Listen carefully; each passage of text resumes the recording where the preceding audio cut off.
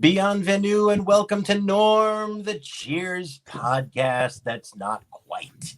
I am Mike. I am joined, as I am every week, by Dave and Tookie. It is lovely to have all of you here joining us, whoever all of you are, even if it's just one of you.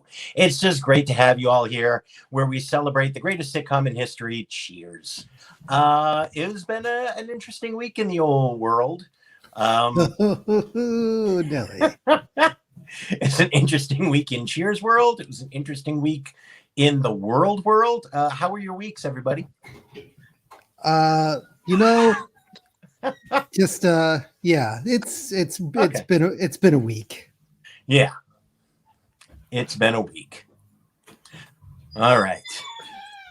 And by the way, don't you dare get that life-saving vaccine that has caused in 6 out of 7 million people the same complications that we are seemingly fine with when we don't want to wear condoms.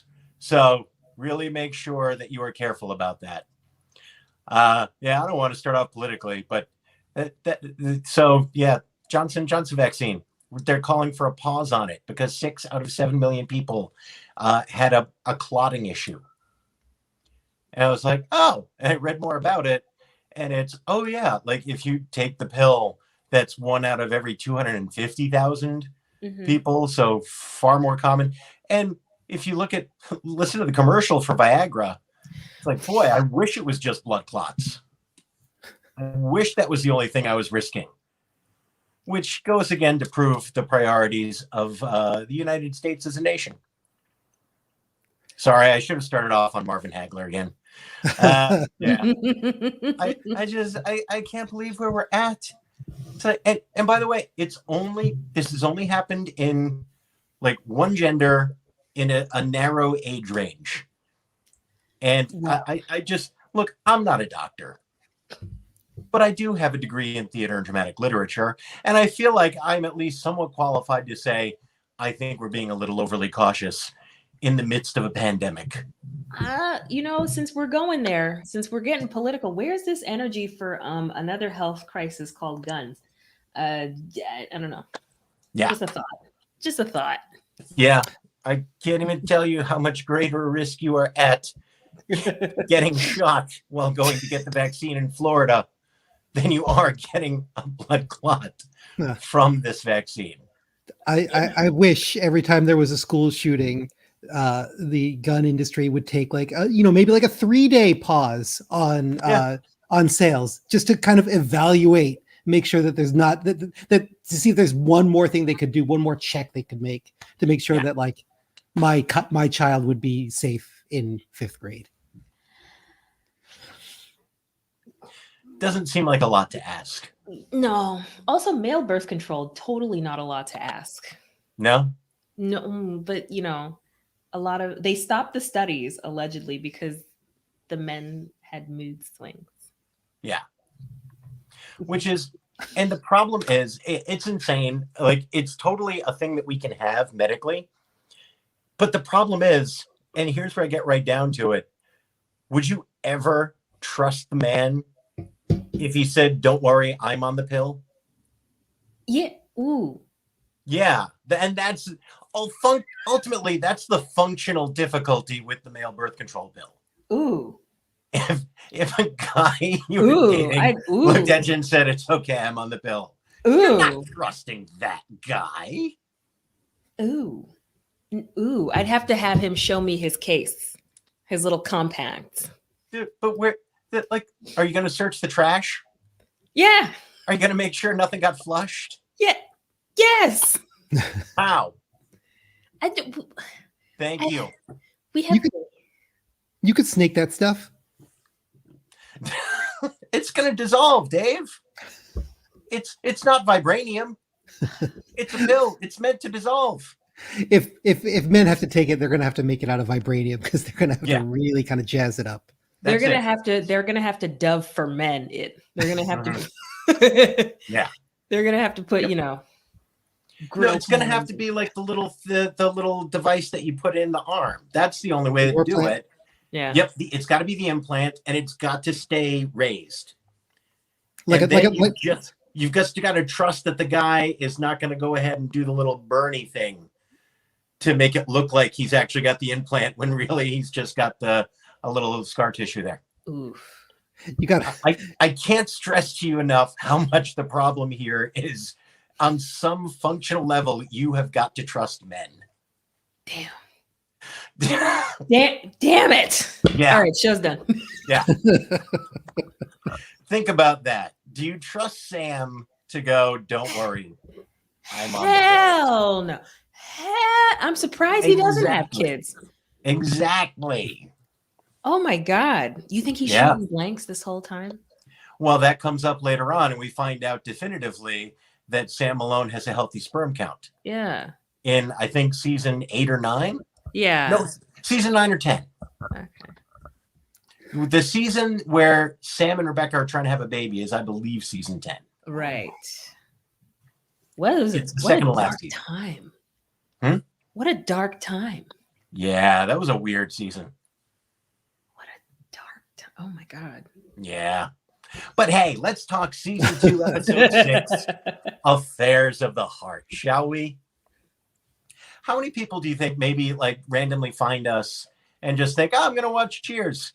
And then like they have to listen to a Communist Manifesto for 10, 15 minutes before we're like, what's the cold open? we get them on board though. We're charming. My only point is, if sports talk radio morning show for 20 years could be Rush Limbaugh with Red Sox scores, then we can talk the birth control pill and the Johnson & Johnson vaccine for 6 minutes and 49 seconds. That's all I'm saying. That's all I'm saying. I sometimes wonder how many local people who were just hardcore Red Sox fans got converted because they had to listen to, I mean, essentially like Mein Kampf while waiting to find out about what trade the Red Sox might actually happen. That is, that makes me think of a really great bit that the good homie Adam Abelson had back in the day about Dunkin' Donuts propaganda radio. Really? Adam, if you're ever watching, great bit. Nice. I will not ask you to do the bit. I have not heard the bit. If I was accidentally stealing the bit, I apologize. No, I would never. I could never perform it and do it justice. It's fair. Yeah. I just want to make sure I'm not accidentally doing a lift. Or doing his bit. No. As a thought. Okay. Excellent. It is. Sometimes I do realize how fucking bananas it is that Dennis and Callahan were like, and I guess still kind of are in legacy, like this Boston institution for so long, it like in the middle of, I mean, yeah, I guess it's just, we like to pretend that we're, a high-minded region, but man, that shit sold for so long. Because you had the local right-wing angry guys, and then you just had a lot of people who were sports nuts. Mm-hmm. And during one of the biggest booms for Boston sports ever, and they were the only radio station that had a signal. As soon as another viable option came about and Toucher and Rich was fun and funny in the morning, that Dennis and Callahan's ratings cratered. Which, thank God, it gave me a little bit of hope for humanity. That is a great way to describe. I like that, cratered. Yeah. Sometimes I check Jerry Callahan's Twitter feed just to see what would be happening if Trump had not been banned. It's fascinating. You check it on purpose? I can't help myself. I like to know what the enemy is up to. That's like me watching, the new live action Disney movies. It's just morbid curiosity. I understand, but you shouldn't. You shouldn't. I only do it once in a while. Okay. It's a bummer too. Once in a blue moon.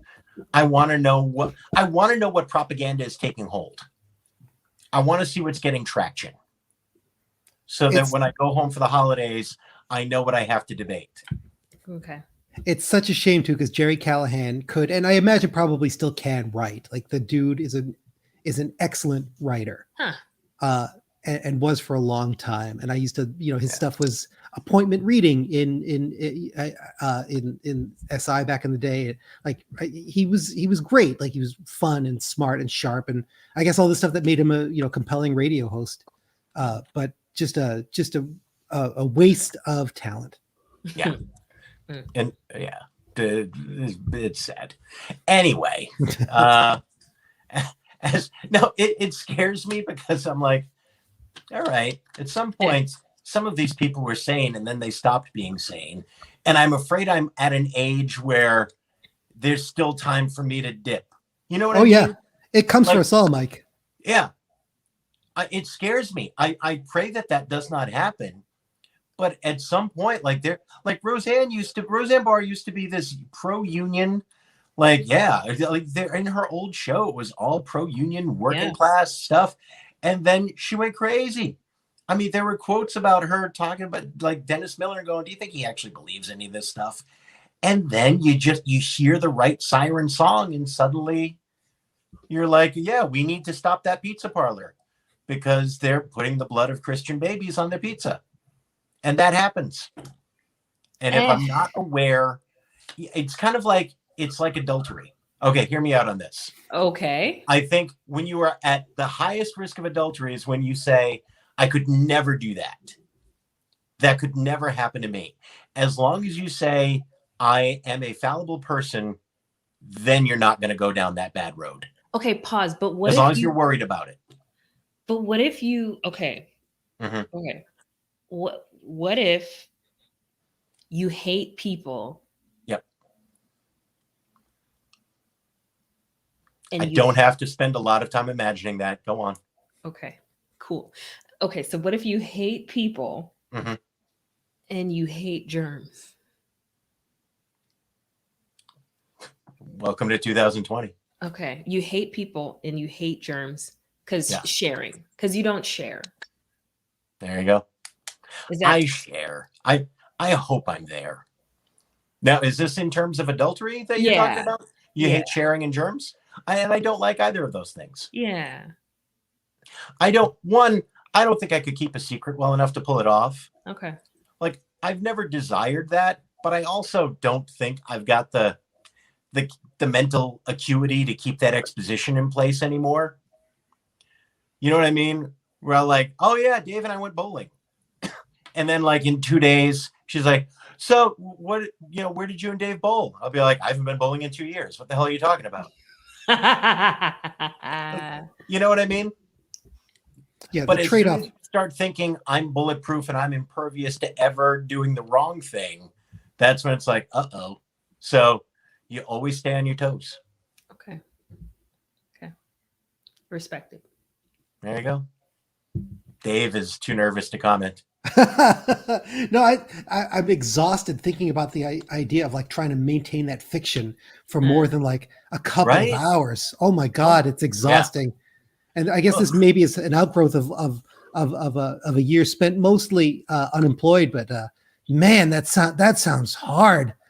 Trying to juggle one ball at a time. Who has the time? Honestly, it's impossible.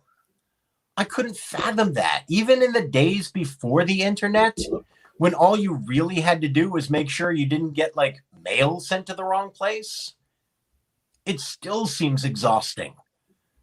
As soon as it's like, hey, where's that pair of socks that you like? Oh, they're in Jamaica Plain at Karen's house. God damn it. I couldn't imagine being like, that's the secretly impressive thing about Mad Men. Is that somehow he stays on top of all of that.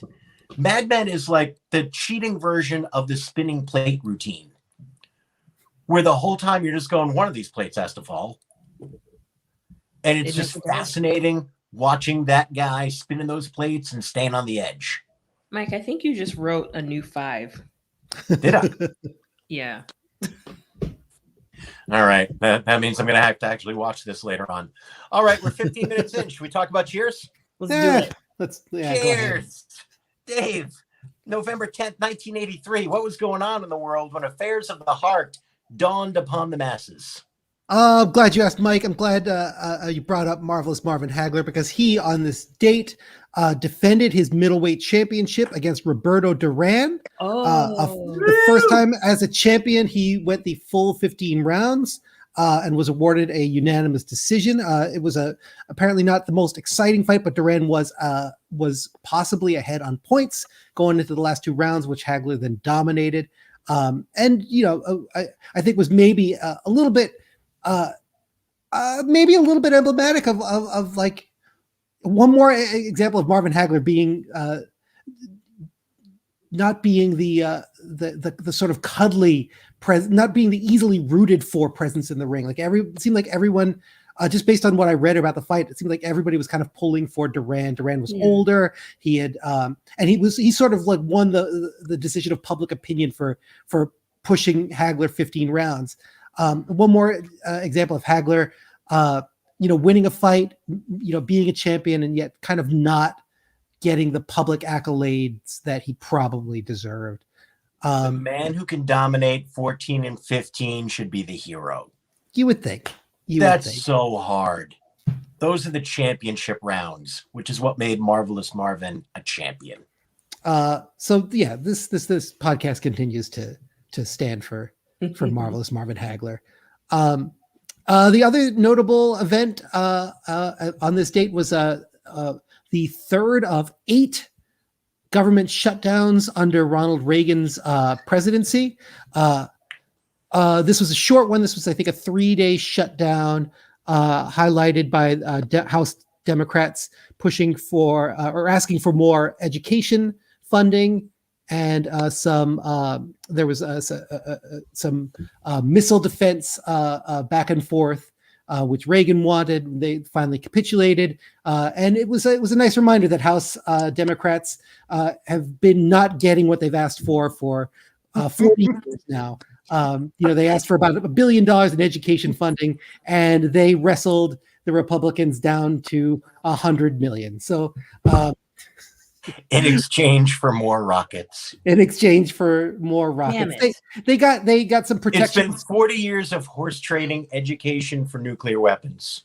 And honestly, like the weapons were not like it seemed like across the Democrats they were like, well, we kind of need these too, which was horseshit. They got some drilling protections. Which I'm sure have since gone by the wayside. But yeah, it was a nice reminder that history continues to repeat itself in the halls of Congress to this very day. Let's wipe out student debt. Let's do the 50 grand. We can get that done, Joe. We got that. Yeah. I think he's doing it. That's good. Yep. Wait a minute. How the hell did people not decimate the Reagan administration for 8 shutdowns of the government?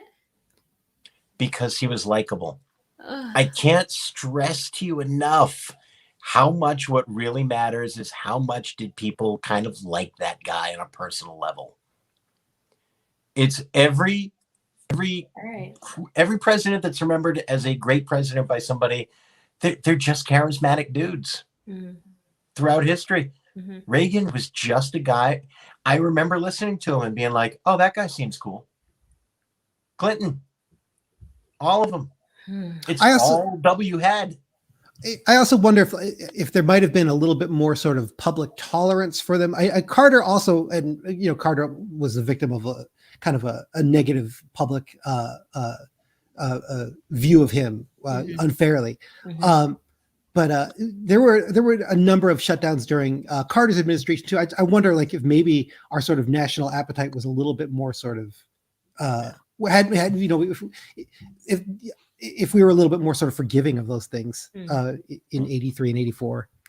Yeah, and I think that they happened. It's just weird that the history has been rewritten to the idea that 1980 to 1988 was pretty much nirvana.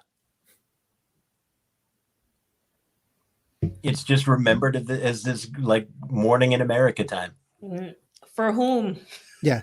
No, not the people with AIDS. Okay. No. Okay. Yeah. Okay. All right. On that happy note, hey, how about the cold open? Cold open. Oh, once again, another one where we're treated to one that has continuity with the remainder of the episode. Yep. So you know how much I enjoy this. So we open up in the bar, and a patron says, "Excuse me, cutie," which absolutely the best way to get a woman's attention. And Carla is incensed, naturally, justifiably. You know, who do you think you're talking to? And he points to the woman she's about to get an order from her. And Carla retorts with, "You better be," of course. Goes and talks to Diane about the whole situation. And Diane sort of commiserates with her because, you know, there was a customer who the other day called her honey, which also gross. Don't do that. Don't do that. But yeah, you know, talking about, well, I didn't like it. He called me honey. And Carla says, well, it seems fitting because honey is bee barf, which accurate. Mean, but accurate. And Sam snort laughs a little bit, and Diane kind of confronts him, like, huh, was that snort of a amusement? And Sam says, no, it was a snort of disapproval. Cut to credits. Really not a lot of vibes, not a lot of jokes. Which I think sums up the week. Yeah. And yet I didn't dislike this episode. Let me give you a quick breakdown of the A story, the B story. The A story, it's a Heidi Perlman written episode, so you know it's going to be a Carla A story. Mm-hmm. There is a man named Hank who has got the hots for Carla, and Diane gets them together after Carla is resistant, saying there's got to be something wrong with them because any man who's interested in me has got a problem. And then they get together, and just as they are getting ready to do the hibbity bibbity, Coach lets him know that apparently he has a massive heart condition, and that if he gets too excited, he could die. So they end up not doing it. In Diane's apartment, which I had some nits to pick about Diane's apartment and that whole thing, but I think it's just that they didn't have another set to go to, and they were not going to build one. Because when she's like, we can go to your place, and he says, I told you I'm staying with a friend while my apartment's getting ready. It's like, that sounds like the biggest line of bullshit ever. And it's just brushed over because, look, we just need to say something because we're not building another set for this show that's still not a hit. We gave you Diane's apartment, and if you want to go somewhere else, that's where you're going. Otherwise, you can use the bedroom for the Jeffersons. So that's where we are. I was just trying to think of another sitcom that was on the air at the time. That's an intense orgy to think about. But height-wise, it kind of works if you want to go all Bob and Carol, Ken and Alice. I'm just saying. Oh man. No. I'm just saying. Oh no. No one's towering over the rest of the group in that scenario. Lord. Guys, I think I found my kink. Oh, delete that browser history this evening, Dave Rabinow. I'm just gonna, Speaking of which, if I send this Twitter thing, I think we kind of have to show our viewers why graphic design is important. Why? What happened? We'll proceed with the show. I'll All right, send it out there. Okay. B story. This is the episode where I really start worrying about Norm's health. Yeah. Where they raised the price of draft beer by 25 cents. And now Norm has to limit himself to one beer every half hour. And I'm not a drinker, but whew, that seems like a lot. And he pounds beers in this episode.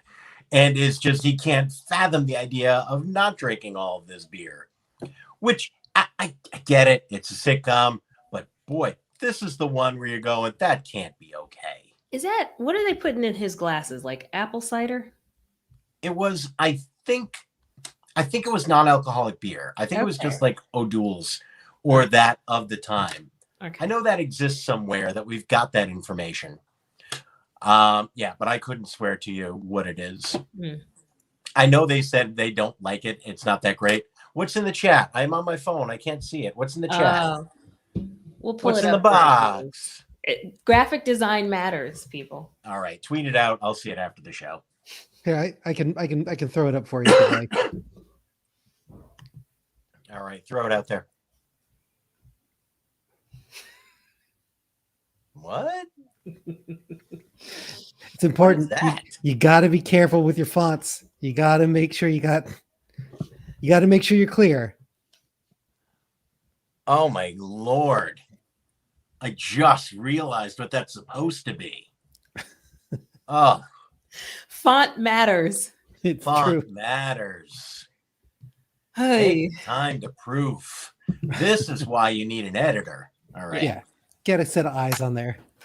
So this week, I enjoyed the episode. It was not a big laugh out loud episode. I liked Hank quite a bit. I liked Hank too. Yeah, I liked everybody. I thought it was interesting. I thought a lot of things aged poorly, but not in wildly uncomfortable ways. So there was nothing that made me go like, Jesus. But there's at least 4 or 5 things where I go, that wouldn't happen anymore. And it was just one of those. Yeah. What now? Do we have any idea? What do you think a draft beer cost in 1983? I am curious. Raising it 25 cents. How big an increment do you think that would be? Is it $2 a glass? That feels like it's a big number for back in that time because money just the way inflation hit in a lot of ways. Yeah. That feels like raising something by $1 or $2. Yeah. In this day and age. Yeah, I was going to guess that it went from like $1 to $1.25 at sort of at the high end. Yeah. That seems about right. So, what were your? I've got like a bunch of different thoughts about it, but that was my general overall thought about this week. Was I enjoyed it. I thought Rhea Perlman was strong in this week's episode. I thought she had some really good lines. I thought she was at the center of it and she carried it. But what were your overall thoughts about the week? Yeah, I thought it was a really genial episode. Like, and I think you pointed this out last week, Mike, that like because Sam and Diane are an item, it has this weird effect of kind of lowering the stakes for everything because their questions are kind of not being addressed very often, with the exception of last week was kind of like the first one that really kind of dug into, the fact that, this relationship is maybe not as strong, that it's fraught with some insecurity. But because, they're kind of those foundational characters are basically content. These episodes have this kind of like sort of pleasantness about them where the stakes don't seem super high. And this seemed like the sort of highest stakes example of that. Where you've got, there's a love affair and Carla's heart is maybe a little bit broken, but because it's compressed into one episode, it's not actually that potent. The heartbreak doesn't seem to be crippling. It's just kind of a genial episode. Yeah. It's not Eddie LeBeck dying. Yeah. No. It's compressed. The story of why he died is a time. Oh, Jay Thomas, what the hell were you thinking? Oh my God. What's the worst part about being on Cheers? Kissing Rhea Perlman, the woman who holds your career in the palm of her hand. You idiot. Whose sister is the script supervisor. Yeah. Or the story editor. Right? Oh my God. I mean, that's right out of Joey saying he wrote his own lines for Days of Our Lives and getting sent down the elevator shaft. It's Jay Tom, how do you screw up that badly? Anyway, we've got a few seasons before we have to deal with that more directly. Oh, he fumbled the bag. Yeah.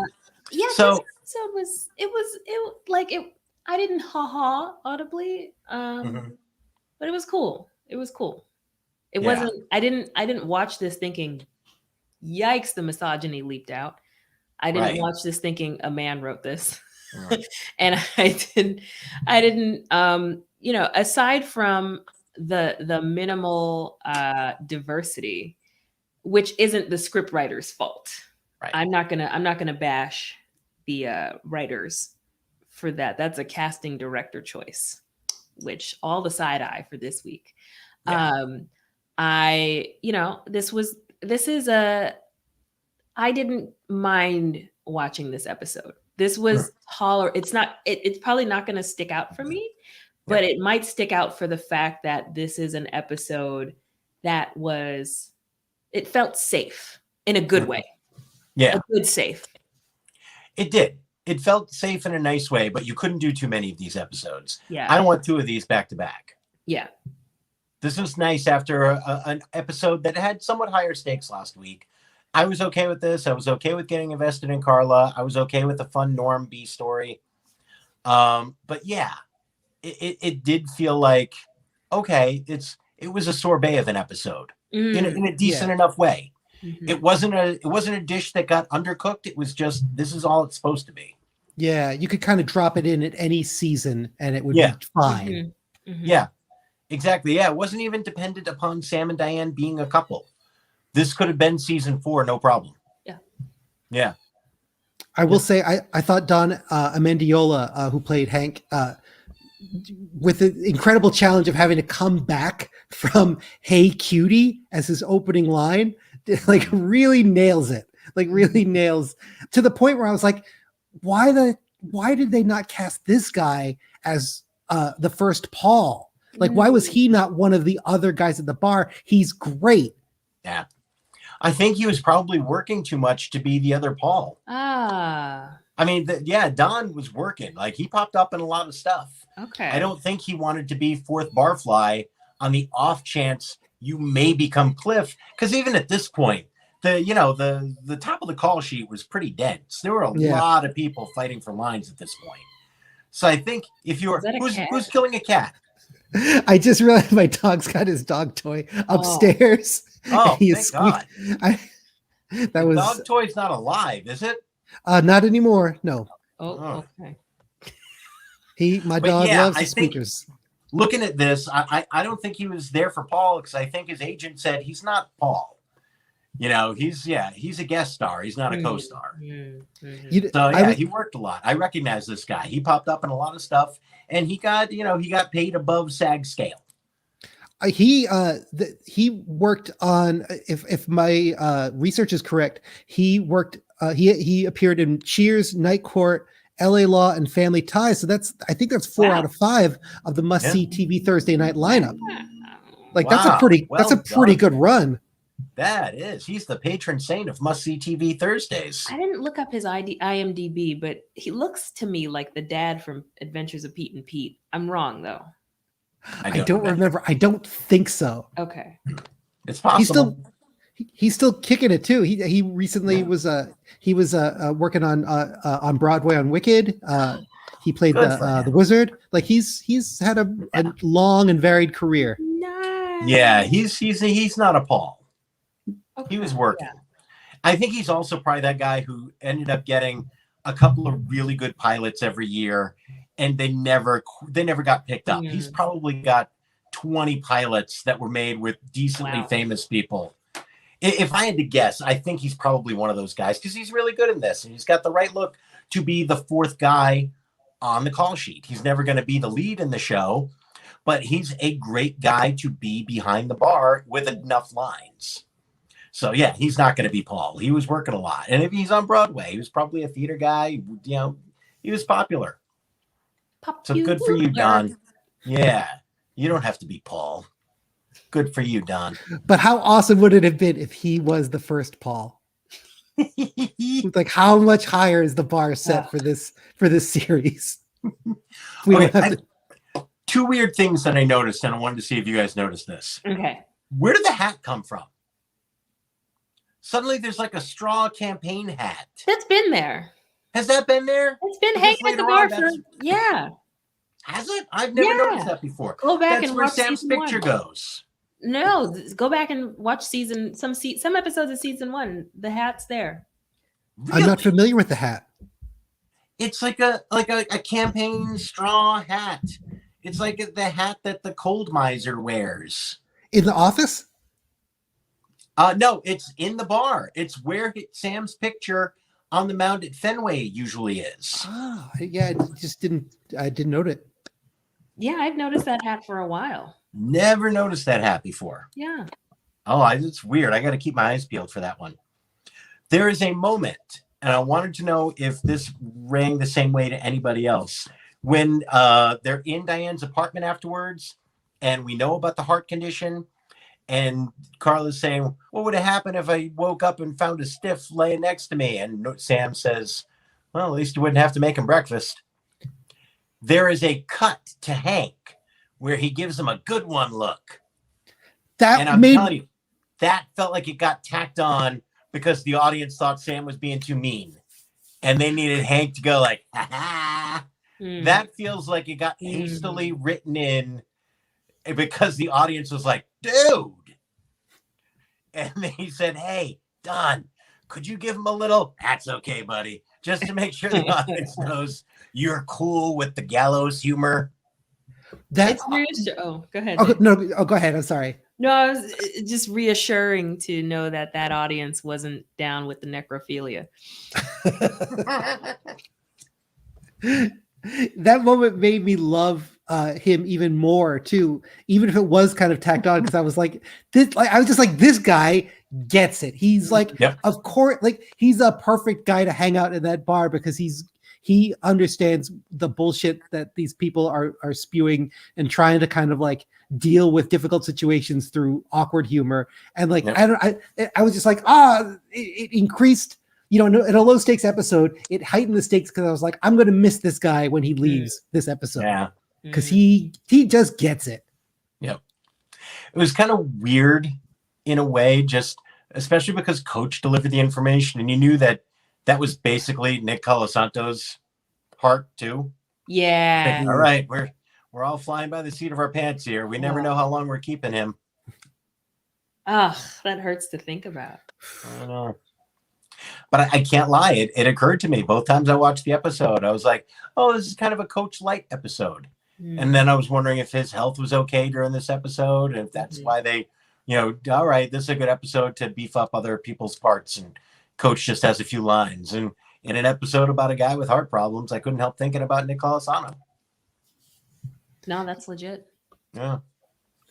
Yeah, he always strikes me as not looking like entirely great.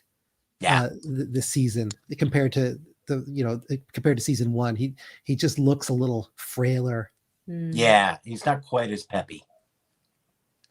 Not quite as peppy, at least not until the Teacher's Pet episode, which is all Coach. Yeah. Okay. That's season 3. I love Teacher's Pet. That's the Albania episode. It's going to be a good one. Okay. I think it's kind of Coach's swan song. Oh. It's his last big Coach episode, but it's a good one to go out on. All right. I'm sorry. I don't want to hear somebody I know having sex when you're leaning in. It's like, just knock. Not going to do. Ew, what are you doing? Leaning down there. I don't know. I'm like, maybe it's me, but that was the weirdest moment of the show for me this week. Yeah, I'm not. When Sam and Diane just lean in, and Diane seems really curious. Ew, icky. Yeah. Ew. But maybe there's a curiosity of how about how Carla pulls in all these men. Yeah. I get it, but that one felt weird, and then the diary joke felt real weird. I mean, I get that it's kind of a trope, but still felt like you're reading poor Diane's diary, and it made me think a little less of Hank. Didn't hate them for it because it's kind of like, yeah, of course a Carla would do that, and of course the kind of guy Carla falls for would go along. I mean, I dislike them more for spitting on the Houston Oilers. You don't spit on the Oilers. Come on. The Powder Blues need respect. Jeez. That's all I'm saying. The Oilers. They all right. More general thoughts about the other things. So those were things that stood out to me about this week's episode. Anything for you fine folks? Not the Edmonton Oilers. They moved? No, Houston Oilers. They were the football team before the Tennessee Titans. They moved from Houston to Nashville and became the Titans. And then the Houstons got the Texans. Right. Gotcha. They were an expansion team. Yeah. Houston got another team. Yep. Okie dokie. Just had to process for a moment. It's all good. No, there's a hockey team called the Edmonton Oilers. Yeah. And you just don't think of Oilers being that popular a name, but two different teams had it. Yeah. Bizarre. Yep. Bizarre. And got used to great comic effect and Living Color. Oh. That's a good underrated show. In Living Color, I loved it so much when I was a kid, and I'm terrified to watch it now. You shouldn't. I'm terrified of how that particular show has aged. Yeah. But I can't tell you how much I loved it when I was a kid. Mm-hmm. Yeah. Mm-hmm. And it's on Prime right now, I think, right? Is it? Oh. David Allen Greer was on the Bill Simmons podcast last week, and it was a really fun interview. I mean, David Allen Greer is just a great guy. I can't imagine the sociopath who doesn't love Dag. But he said, I'm almost positive that it is streaming. But I also was reading a Kids in the Hall thing a day ago, and I think they said they were streaming somewhere, and I might be confusing those two sketch comedy shows. I'm going to look that up after. Okay, yeah. Yep, look that up. Look that up. You might be the canary in the mine. Okay, fair. That's fair. Color and letting us know if that's okay fair. to watch. That's fair. Yeah. Just report back, be like, episode 3, safe. I know. I understand the assignment. Thank you. All right. Any other random thoughts before we get to the categories? I will say that the Patriots and Oilers played in 1982, but the score was Patriots 29, Oilers 21. So not the blowout that Carla and Hank witnessed. It's hard to imagine the 83 Patriots beating anybody 28-3, isn't it? It really is. Yeah. Were they still playing at Fenway at that time? No. They were at Schaefer Stadium. Gotcha. Yeah, they moved down to Foxborough in the early 70s, I believe. Okay. Yeah. They were, just basically like tenants at will in multiple places in Boston before the Sullivans finally built Schaefer Stadium down in Foxborough. Did you ever go to Schaefer Stadium?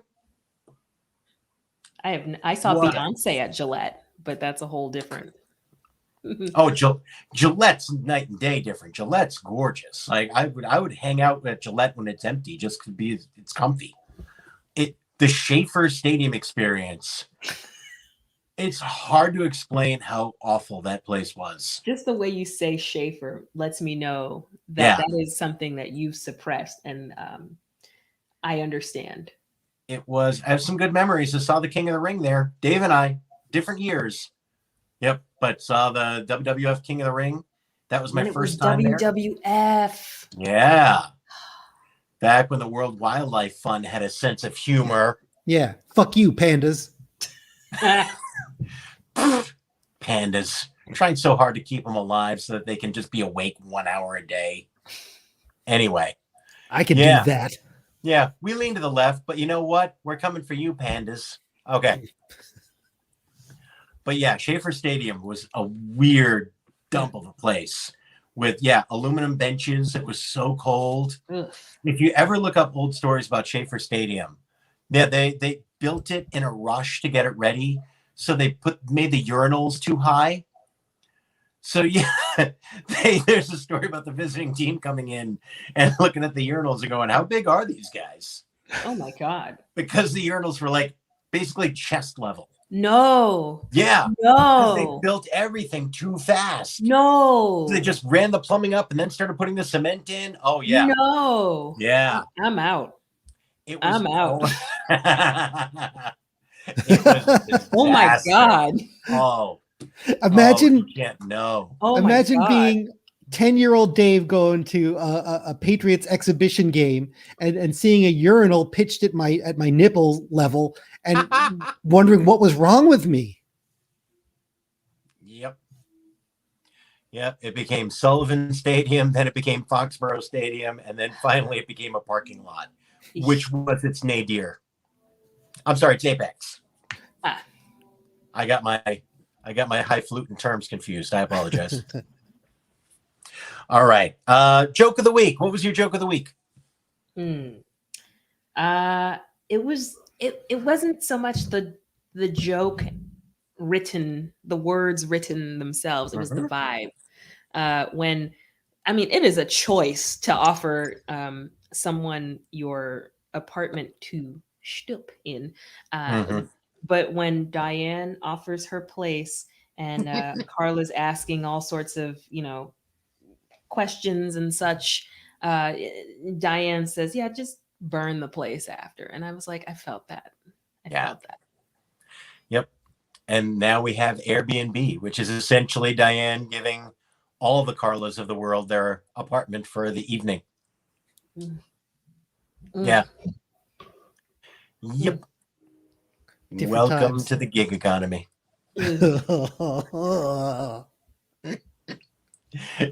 Very good. Now that was in my running for joke of the week. I liked, just burn it was very funny. Yeah. Dave, what was your joke of the week? I'm not going to give it to. There are two moments that were in the running for me just because I love Shelley Long. I love when Shelley Long chooses to say a word. She did this twice.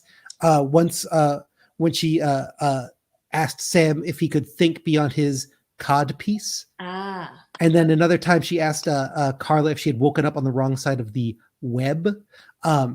Both were moments, just delightful, like Shelley Long as Diane moments of like, I'm going to conceive of the word which perfectly expresses how I feel about you, and present it in such a way that you probably won't get upset because you probably don't realize the full scope of what I'm saying. These were not my jokes of the week, but I just wanted to call a little attention to them. I think my joke of the week is, I agree, it's weird to listen at the door for sex sounds, but it did lead to my favorite moment. We might have the same joke of the week. Oh, do you think when Hank and Carla came in and Hank said hello there and Sam said quiet, I think they're starting. The mental picture I got was so delightful of what was going on in Sam's head. I laughed every single time. Yep. Hello there. Oh, they're starting. It just told me so many odd things about Sam. I guess, is that how it starts? For the stallion? Hello there. I love how upbeat it was. It's like, this is friendlier than I expected Sam to be in a moment of passion. Yeah, much more playful. Yeah. More accessible. Mm-hmm. Hello there. Oh, they're starting. Yeah. Tookie, you've already touched on it a bit. How white was this week's episode? Oh, mother of pearl, alabaster, eggshell. I did count 2 minorities.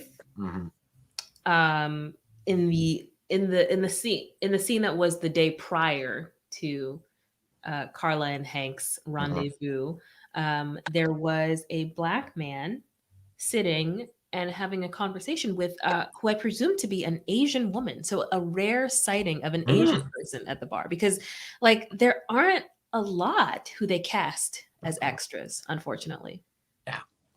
Yeah. So an East Asian. I know.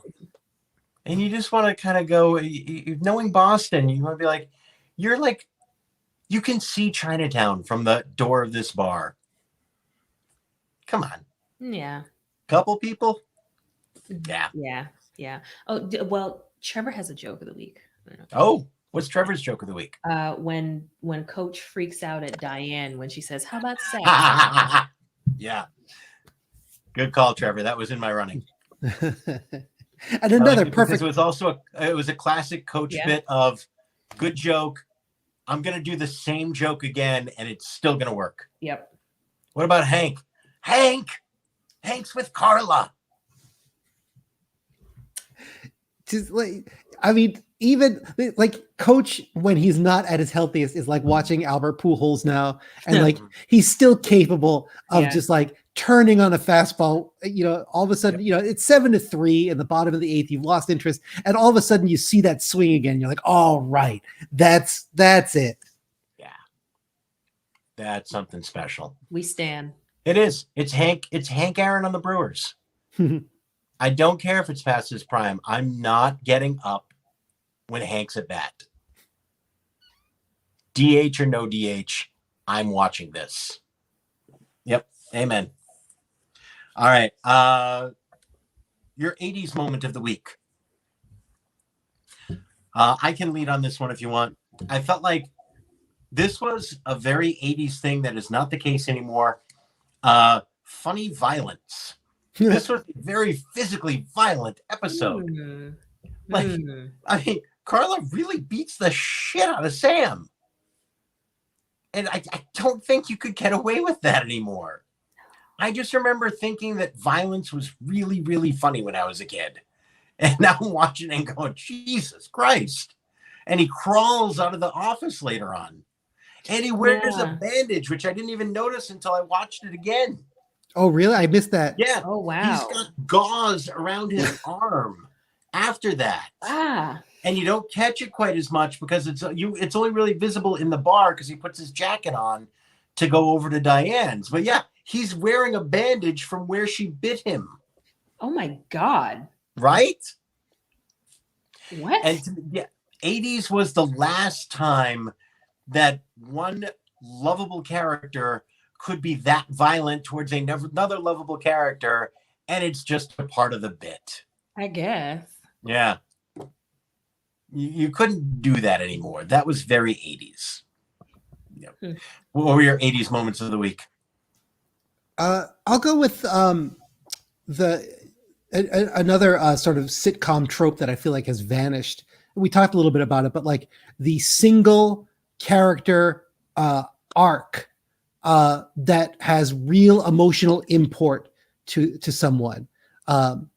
We saw like a flavor of this with, ironically, with the Rhea Perlman as Carla's sister episode with Cliff, but because that was really more about Cliff's misreading of the situation. That episode, I think, did a pretty good job of taking us inside of Cliff and showing us who that character was.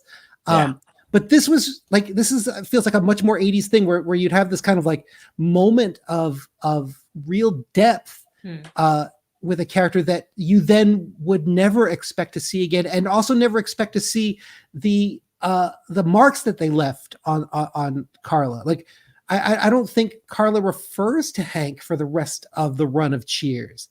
Nope. And this is like a profoundly impactful relationship that, you know, and they play it as such. And that moment where they kiss at the end and where she is brokenhearted, you know, off text at the end of the episode is really, really lovely. And I feel like that's a moment when played in sitcoms now, you're going to see kind of resonate over a couple of episodes, or they're going to give it a couple of episodes to kind of play out. But to compress it into 22 minutes is really something that feels very 80s to me. So that's my 80s moment. Good call. Yeah. I had 3 80s moments. Love it. More 80s moments, the better. Yeah. Some benign and some not so benign. Okay. The first benign, taking the phone off the hook. That feels very of its time. Very. Of its time thing to do. When they say, when Sam was like, oh, well, you know, maybe they took the phone off the hook. They don't want to be disturbed. Imagine that's the one way you can fully disconnect. Yep. Just unplugging your phone. Yeah. And just getting a busy signal. Yeah. Yeah. If you played that for somebody in their 20s, they would have no idea what that is. Nah. The second was, you should talk to him because he knows Yaz. So I feel like knowing Yaz, Yastrzemski. Yep. That's a very Boston specific 80s moment for sure. And the third, which is not benign, is Carla when interrogating Hank and trying to figure out what his whole deal is. Yeah, when she says, "Oh, have you ever been married?" No, gay as a goose. Oof, oof, yeah, oof. Yeah. First of all, geese. That's an affront to the LGBTQ community. What? Geese? Why would you ever associate such violent creatures with an otherwise welcoming and kind community? Have you ever had a run-in with a Canada goose? Oof, terrible. Mean-spirited. I have not. Awful. I'm kind of taken aback by the antipathy on both your parts towards the proud goose cup population. I had no idea. It's just like Mike to defend Canadian anything.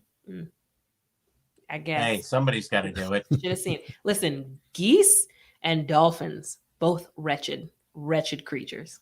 Dolphins, yeah. Oh, they're low-key evil creatures. Awful creatures. Oh, yeah. Awful. I've never had any interaction with a dolphin. Let me just tell you this, which is going to alienate a lot of our viewers and get the show canceled, but dolphins are the Bill Cosby of the ocean. So, Whoa. yeah. Dang. Wretched creatures. That's strong. Intelligent, but wretched. Wow. We are coming for you, sea mammals. Yes. Don't take a drink from Flipper. Nope. Nope. Don't do it. Don't. Oh, they Don't look. do it. They call you over. They look so cute. No. Awful creatures. Awful. Yep. Dang. No, I'm on board with everything you got there. Thank you. Everything you got there. All right. Cliff had a nice moment too that I didn't want to totally skirt over. I mean, not a nice, it was kind of an insulting Cliff moment, but it was sort of a funny moment between him and Norm, where Cliff is saying, I kind of want to find somebody. And then Norm has to laugh at that. And then just the image, but Ratzenberger plays it very well. The image of you in bed, the mail sack slung over the chair, the gabardine. What is a gabardine? That feels like a. It's the material that a lot of pants were made out of. Noted. Yeah. How would you describe that material, Dave?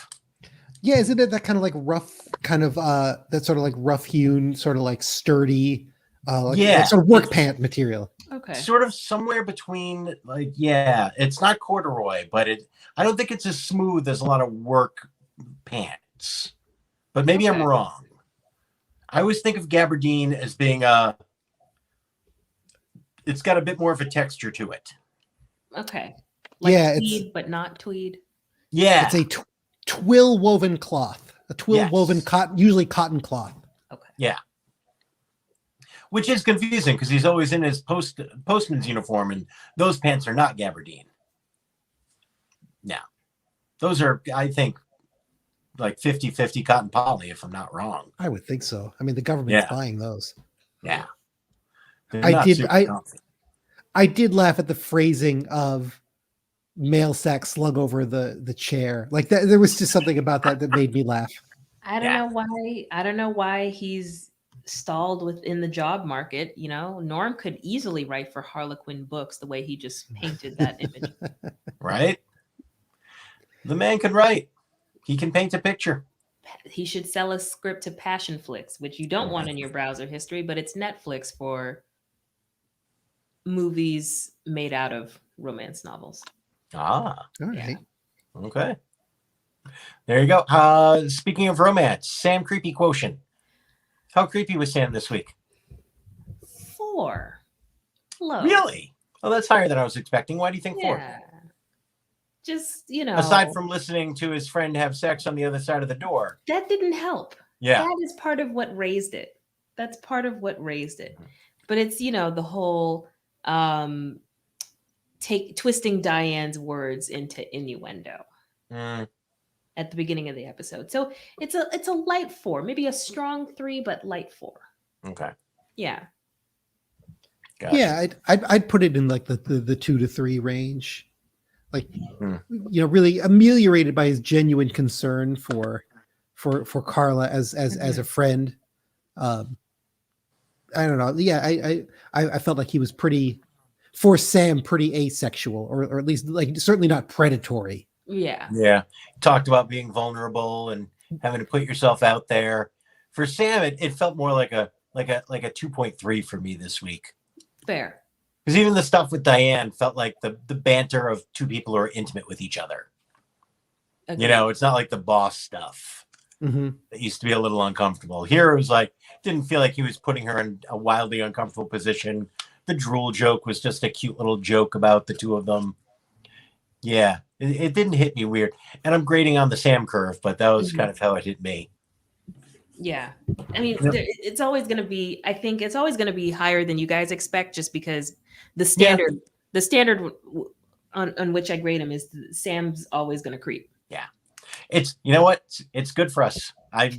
If it's always higher than I think, then maybe I need to do some work on me. Yeah, it's going to be impossible. Like there is no Sam Zero. Like there's no Sam Zero. Yeah. Very true. Yeah, but that is perhaps a moment of reflection. If every time the creepy quotient comes out, my reaction is, really? Huh. Good to know. Good to know. All right, where are we ranking this week's episode? I think for me, it's probably the top part of the bottom half. I think that's where I'm at. This is probably going to be out of the 23-ish episodes. This would probably be somewhere around like 13, 12 for me. Mm-hmm. It's fun. I enjoyed it. Definitely better than the first few, but I know there's many coming up that I'm going to enjoy a lot more. It's not as good as last week's episode. It's not as good as the last two, but definitely better than the first few. And I know there's a couple of clunkers coming up. So yeah, it's somewhere towards the middle for me. Yeah, I think that's a pretty good way of expressing it. Like it's definitely an episode like I will come back to. Like the charms that it has, like the Carla Hank scenes, even the Sam Carla scene in the back room is interesting and fun and different. There's some interesting different flavors in this episode, which I don't think I'm going to write off entirely.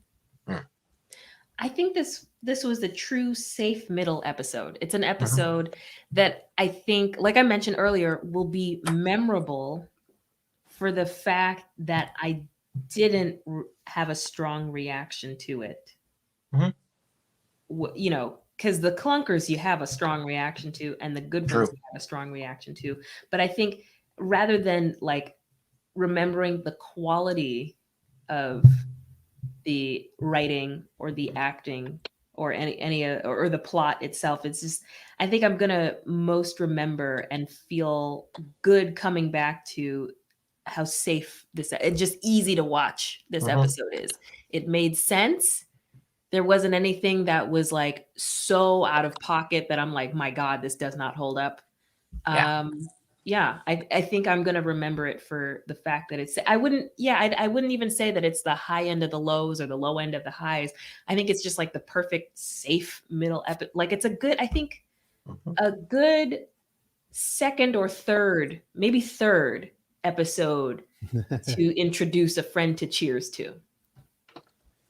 Also, like it seems to me like also like a good episode for a bad week in America. Yeah. Like in a shitty week, it was nice to have this very kind of uncomplicated, entirely self-contained, and like you say, like mostly non too problematic. All right, there you go. Affairs of the Heart, season 2, episode 6. We didn't love you, but we liked you. Yeah. It's something we're going to remember with fondness. We're putting you in the books. Now, can I just say, before we go, a nice thing about this week, Eastern Conference Player of the Week, Jason Tatum. Oh, well, all right. 53 points. I feel like, okay. They're not Tommy points. They're not Tommy points. No. But you know what? He's giving them from up there. Tommy's loving him. Tommy loved Tatum. It was very nice to see. Tommy, nice to see. Tommy loved. Tommy loved a lot of. He did. He compared Greg Stiemsma to Bill Russell on one occasion. Oh, sorry. Just the timing of the blocks. Yeah, absolutely. Yeah. He never loved anyone the way he loved Walter McCarty, though. That was Rhett and Scarlet. That was for the ages. Yeah. That was Antony and Cleopatra. Oh boy. And I loved hearing Walter talk about Tommy after he went too. Because that's the kind of thing where it could have gotten annoying, and instead Walter was just like, I always loved it. Mm-hmm. I'd walk into bars and hear, I love Walter. I'd go, yeah, you do. He just embraced it. It was great. And I feel like I feel like this is the first week where I'm going, Tatum's back from COVID, full strength. I feel like he's not fading in the fourth quarter anymore. I'm not worried about his wind. We are back to full strength Jason Tatum. And after all the games, maybe this is bad. Maybe I'm getting sucked in by this team again. But I feel like after all the games this team has missed, this team has lost 20 more games to COVID protocols than any other team in the league. If everyone on this team is full strength, maybe they can do something. Getting rid of Tice and putting Rob Williams in the starting lineup makes this lineup so much more dynamic. It's so much more fun to watch. It's harder to play. It's harder to defend. It's just a better team right now. Am I talking myself into silliness? Yeah, 100%. Yeah. All right. Yeah, but hey, you know what? Like, let's not turn joy away from the door just because it might have sorrow behind it. That's something my grandmother never said. Oh. I'm not mad at the optimism. I'm truly not. I admire the optimism, especially in the face of a lot of national poop. So yeah. But yeah. I'm happy, but it hurts a little bit to see a guy that just couldn't even get in some games for us last year get 30 rebounds for Portland. Yeah. I understand that Enes Kanter was not a perfect player. If a guy can get 30 rebounds, he really couldn't find 10 minutes every game in Boston when your other two guys were Time Lord and Daniel Tice. Really, Brad? Really? Am I wrong there? I know he's not the best rim protector. I know. He gets 30 rebounds and he's tall enough to be near the hoop. Listen, I'm on board for this podcast getting behind Nicholas Colasanto and Marvelous Marvin Hagler. I am not going to this is not going to be a unanimous vote pro Enes Kanter beyond sort of rebounds. Like 30. I get someone's going to luck into 15 once in a while. 30? 30. The most rebounds in a single game in 3 years. The man defends like he's wearing jeans. Mike, you know what you sound like right now? Practice. We're talking about practice. Oh, do I sound like one of the greatest players of all time? Thank you. Thank you for the compliment. Also, sorry. you gotta. I think Enes played like he was wearing gabardine in my own home. He was working that twill cotton. My God. Also, Mike, you're gonna. I gotta put it out for our viewers. You're gonna have to help me with my crowd work at some point. Oh yeah, wow. You gotta be my crowd work coach. Oh yeah, I you know what, crowd work. Everyone thinks they want to do it, and then you start to get too good at it, and suddenly people are like, "Yeah, he's a crowd work guy. That's never going to get you on TV. Oh. You're never going to be able to go on the Tonight Show and talk about the guy's shirt in the second row. You don't want to make the mistakes I've made." Okay, but you gotta help me because I dealt with a very odd heckle over the weekend. Yeah, you did. You told me a little bit about it. Do you want to talk about this? For viewers at home, I did my first series of indoor but very safely distanced shows. And I was in the middle of getting into some stories about, the wedding industrial complex. Mm-hmm. And I told the audience that I got engaged in 2019 and a guy in the front row booed. He just straight up booed. So how did you handle it? What did you do? Oh, I just told him like, oh, no, we're not going to boo. You're down there. I'm the one with the microphone. I'm going to keep talking. Shut him down. Yeah. But I'm like, damn, how do I come up with a witty retort? Was it a boo like, boo, I wish I had been engaged to you? Yeah. So much of, I will say, when you're doing crowd work, so much of it is figuring out where the response is coming from. So you know how to go with that, because it's so tempting to hear that person booed And it's easy to want to go to a negative place or be like, oh, I'm sorry. If someone was willing to be with you, I would boo that person too. But I'm going to go on with my story. Right. But if that person was not being nasty and the rest of the audience feels it, if you go too hard at them, now the crowd turns on you. Right. Right. If it's someone like boo, even if it's a creepy like boo, I don't want you to be married. I want you to be available for me. It takes a different approach than that one. No, there was gusto behind it. I was like, I got Yep. engaged, and he's like, "Buh," like, yeah. I mean, at that point, he the threw his safest way to head go. back.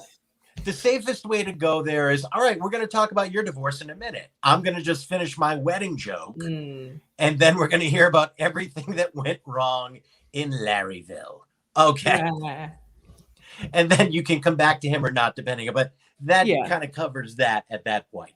So Fair. when you do have to deal with a person like that, if you can somehow keep it not angry at him unless they're getting hostile. That's the one thing people have the biggest misconception about in terms of heckling and crowd work is it's good to attack the audience member, which I don't think is your natural inclination anyway. But so many people, when they do decide they're going to try to work the crowd or deal with a heckler, they go that way, and it almost always works against them. You can get there. I mean, but the audience has to be sick of that person. Right. They have to do something initially really nasty for you to be able to respond that way, or they've got to be doing it all night. Mm-hmm. Mm-hmm. When someone's been doing something all night and people are sick of them, now you can do anything. I mean, one time I was able to say a woman who was drunk and just kept talking. And I mean, I got a standing ovation for I said something about her mother, which is not that mean. But it came up because she sort of like referenced a parent. And I was like, and somewhere your mother is weeping right now, something to that effect. And she said, my mother died. And I said, she's so lucky. And the audience applauded because everyone was so sick of her that it's like, I could push it there, but you have to know how far you can push that. Yeah. It's like, and it takes a woman being annoying all night long for you to be able to go, your dead mother is the luckiest person involved in this conversation right now. She is the one person involved not dealing with you anymore. Oof. Yeah. Yeah. Yeah. Yeah. I'm still, a neophyte comic. Yeah. Still learning. But I was not prepared to get booed. Like, you don't like No. love? I got booed for being engaged. But that's when you're listening to it, most of the time, something like that, when people just hear a boo, they take it personally, which of course you do. But a lusty boo like that is almost always booing marriage in general. Yeah. It's almost always being anti-marriage or being pro you, being anti you not being available. So if you go after them, even though you have every right to, the audience turns on you. And now you can be right, but you also have to suffer through the rest of your set with the audience being pissed at you, which is not fun. No. Yeah. It's one of those moments where you're justified, but you're going to be the one suffering for the next 10, 20, 40 minutes, depending on when it happens in your set. Well, hopefully everybody forgot by now anyway. And his dad was like falling asleep in the front row through everybody's set. So. Oh, his dad? The guy who booed, his dad was there? Yeah. Yeah. Oh, that's where you go. If you see that guy was there, as soon as that happens, you can go, I see why you're pretending to be unconscious, sir. You made the best joke. I wish I could be you right now. How often is your dad pretending to sleep through the most important moments in your life? It's a lot, isn't it? He wasn't awake during your graduation. I've never booed around my dad. That seems like such a violation. Like, yeah. Well, because then your dad, I know your dad well enough to know that then he would go into crowd work. Yeah, well, that would be a disaster. Like you got to keep things very, very tight. Like boundaries. Dave's dad is gregarious.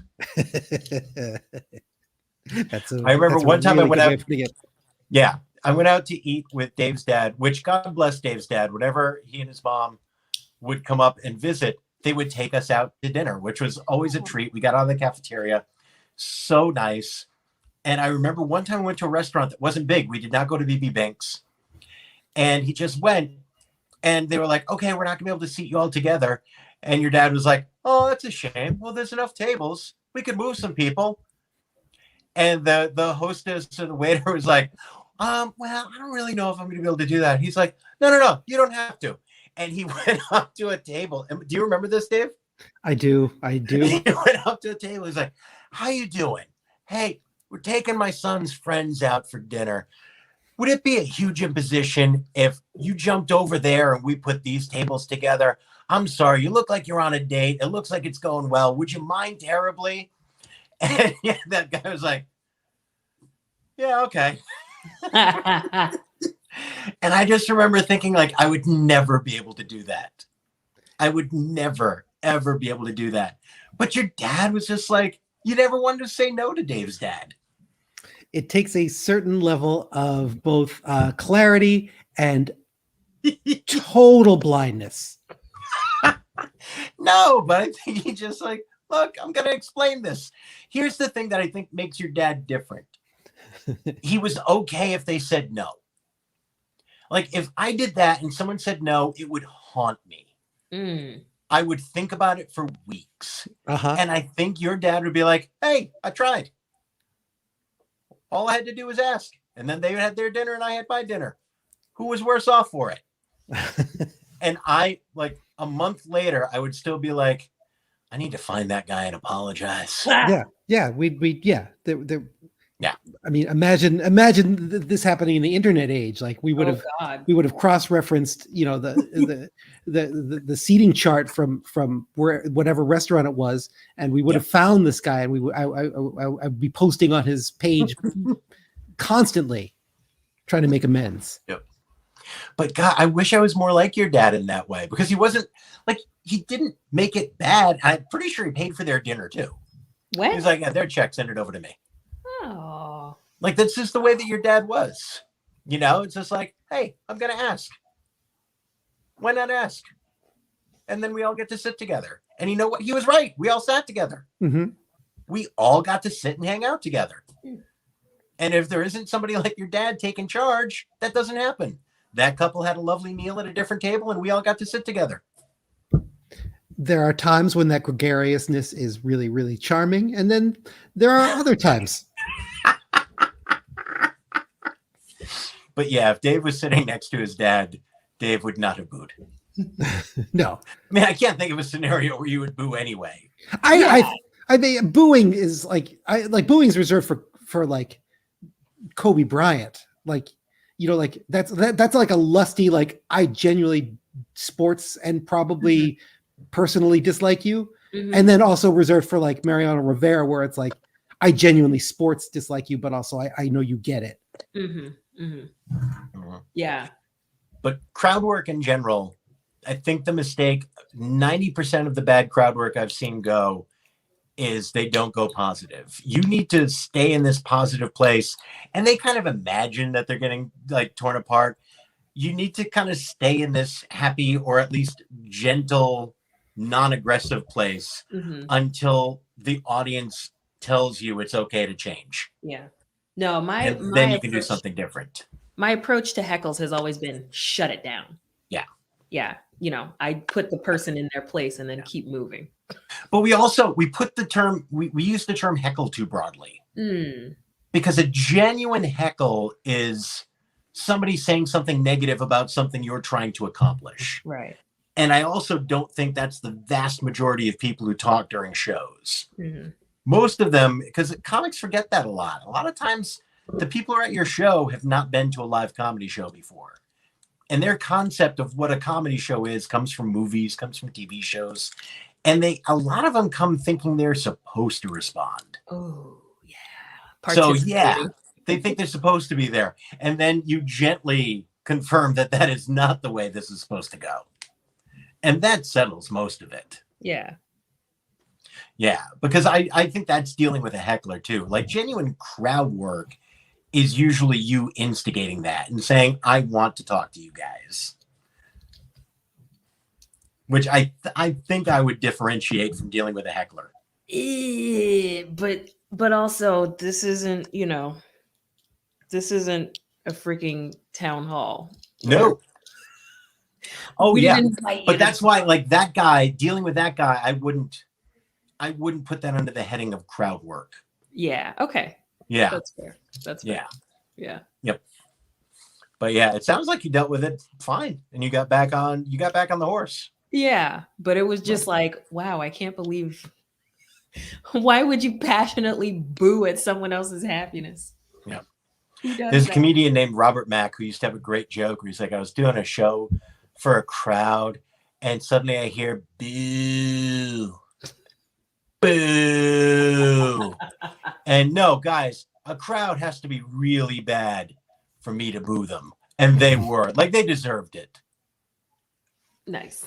Yeah. Nice.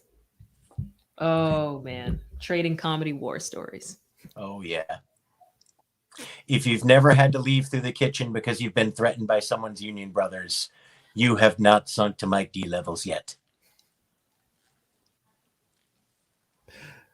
Dang. I miss you, New Hampshire. Maybe the Amazon vote was for the best then. But that was where I learned you can't go negative until the audience tells you it's okay.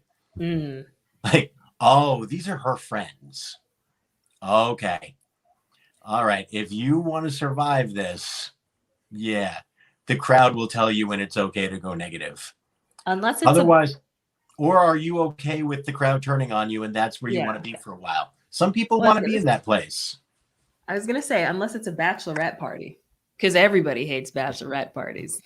They do, but even that, people get annoyed with bachelorette parties, but you can't get too negative with them. Mm. Even bachelorette parties, they think it, but at the same time, there are people in that audience who are at their bachelorette party at some point, and they're like, oh, look at that penis straw. Good for them. They're having fun. Yes, I'm very grateful that I'm very, very grateful that the last bachelorette party I was part of did not partake in the peen accessories. Oh, good. Yeah. Yeah, it was a classy affair. Mm. Yep. Yeah, I had the no nudity rule at my bachelor party. Nice. It was good. I followed it. Yep. When you get married in your 30s, you can't do it. If you get married in your 20s and that's what you want, all right, go ahead and have fun. When you're in your 30s, someone's going to have to lie if there's nudity at your bachelor party. There's going to be lies. You're going to need to get your story straight. It's going to be exhausting. It's going to be uncomfortable. No. Yeah. No. Don't do it. You're going to feel weird. And you're too old for this stuff anymore. Come on. You don't want to have somebody there that you know is paying off their student loan by being naked for you. That's weird if you don't have your own student loan. That's all I'm saying. That's why I'm saying cancel 50 grand. Joe B, you can do it. Yes. You can make a stroke of the pen. So to speak. All right. I think that wraps it up. Do we have anything else we want to cover about bachelorette parties or the Celtics? I got nothing. I think we're good. I think we covered it all. Yeah. This is a chock full episode this week, everybody. All right. Rest in peace to Earl Simmons, aka DMX. Oh, yeah. I didn't realize how big a part DMX was of my 20s until he died. And people were like, and here's all the stuff he did. And I went, oh, geez, DMX. Mm-hmm. Yeah. Yep. R.I.P. All right. Yeah. Play a little DMX tonight before you watch Romeo is Bleeding. It's worth it. Romeo's dead. Romeo's dead. I'm sorry. Romeo must die. Romeo must die? Romeo must die. No, watch Belly. Okay, yeah. Billy's happier. All right. For Tookie and Dave, I'm Mike. We'll be back next week with season 2, episode 7. It's going to be a grand old time. Stay safe, everybody. Get vaccinated with whatever's left out there. Bye, everybody.